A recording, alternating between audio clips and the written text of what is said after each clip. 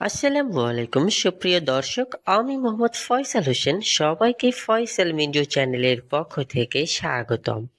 আজকে আমি দেখাবো একটি রঙিন ছবিকে কিভাবে সাদা কালো ছবিতে রূপান্তর করতে হয়।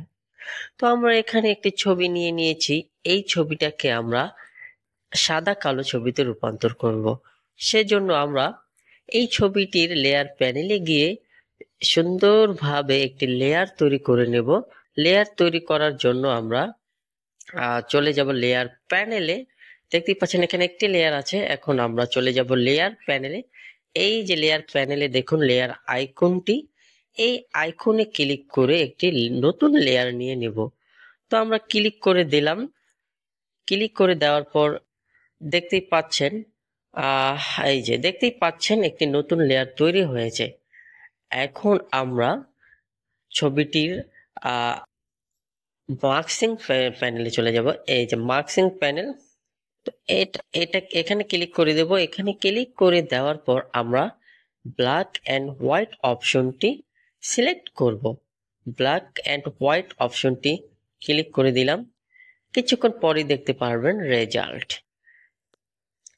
একটু অপেক্ষা করতে হবে।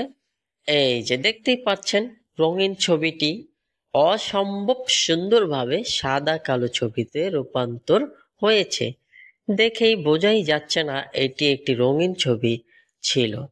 সম্পূর্ণ সাদা কালো একটি ছবিতে রূপান্তরিত হয়েছে রঙিন ছবিটি। অ্যাডোব ফটোশপ দিয়ে আরো সহজভাবেও ছবির রং পরিবর্তন করা যায়, তবে এটি একটি বেসিক পদ্ধতি। ধীরে ধীরে আমি আরো নতুন নতুন সহজ পদ্ধতি আপনাদেরকে দেখাবো।